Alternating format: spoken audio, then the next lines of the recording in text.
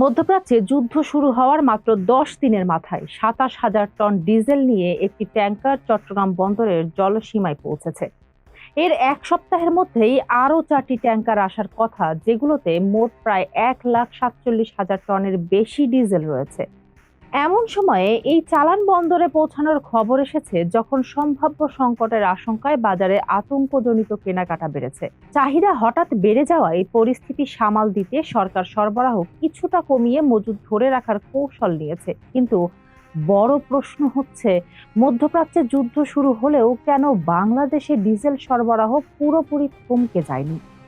এর উত্তর লুকিয়ে আছে গত ২ দশকে বদলে যাওয়া বাংলাদেশের জ্বালানি আমদানির মানচিত্রে।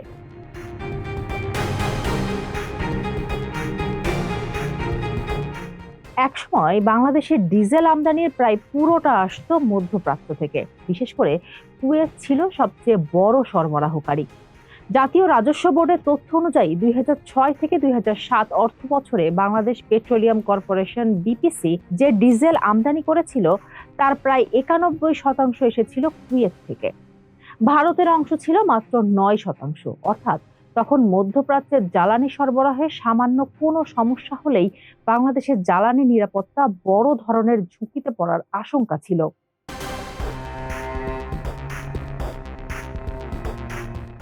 গত এক দশকে সেই চিত্র দ্রুত বদলাতে শুরু করে। ডিজেল সরবরাহকারীর তালিকায় দ্রুত উপরে উঠে আসে সিঙ্গাপুর। পরবর্তীতে মালয়েশিয়া, চীন, সংযুক্ত আরব আমিরাত ও সৌদি আরব সহ আরও কয়েকটি দেশ যুক্ত হয়। ফলে এখন ডিজেল আমদানির উৎস অনেক বেশি বৈচিত্র্যময়। চলতি অর্থ বছরের জুলাই-ফেব্রুয়ারি প্রথম ৮ মাসে বাংলাদেশ প্রায় ২৩ লাখ টন ডিজেল আমদানি করেছে। এর মধ্যে ৪১% এসেছে সিঙ্গাপুর থেকে, ২৪% মালয়েশিয়া থেকে। অর্থাৎ এখন দক্ষিণ পূর্ব এশিয়ার দেশগুলোই বাংলাদেশের ডিজেল সরবরাহের বড় অংশ যোগান দিচ্ছে।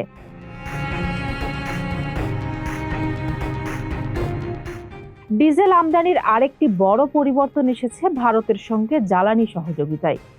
দুই দেশের যৌথ উদ্যোগে নির্মিত বাংলাদেশ ভারত মৈত্রী পাইপলাইন চালু হওয়ার পর সরাসরি পাইপলাইনের মাধ্যমে ডিজেল আসছে বাংলাদেশে।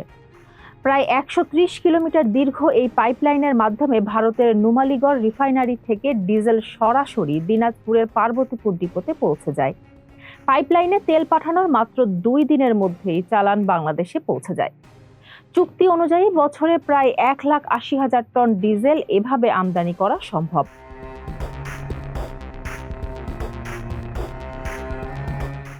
বাংলাদেশের জ্বালানি ব্যবস্থায় ডিজেলের গুরুত্ব সবচেয়ে বেশি। বাংলাদেশের মোট জ্বালানি চাহিদার প্রায় ৬৩%ই আসে ডিজেল থেকে। এই জ্বালানি ব্যবহার হয় প্রধানত সড়ক পরিবহনে, বাস, ট্রাক, পিকআপ, কাভার্ড ভ্যানে, কৃষিখাতে সেচ যন্ত্র চালাতে, নদীপথে ইঞ্জিন চালিত নৌযানে, শিল্প কারখানার জেনারেটরে, বিদ্যুৎ ঘাটতির সময় কিছু বিদ্যুৎ কেন্দ্রে। বাংলাদেশে ব্যবহৃত মোট ডিজেলের প্রায় ২৪%ই ব্যবহার হয় কৃষিখাতে। ২০২৪ থেকে ২০২৫ অর্থ বছরে দেশে ডিজেলের চাহিদা ছিল প্রায় ৪৩,৫০,০০০ টন। এর বড় অংশ সরাসরি আমদানি করতে হয়। আর বছরে প্রায় ৭ থেকে ৭.৫ লাখ টন পাওয়া যায় অপরিশোধিত তেল পরিশোধনের মাধ্যমে।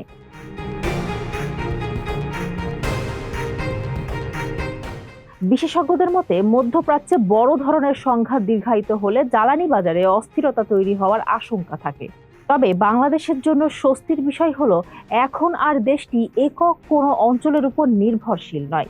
সিঙ্গাপুর, মালয়েশিয়া, ভারত সহ বিভিন্ন উৎস থেকে আমদানির সুযোগ থাকায় সরবরাহ ব্যবস্থা তুলনামূলকভাবে স্থিতিশীল রাখা সম্ভব।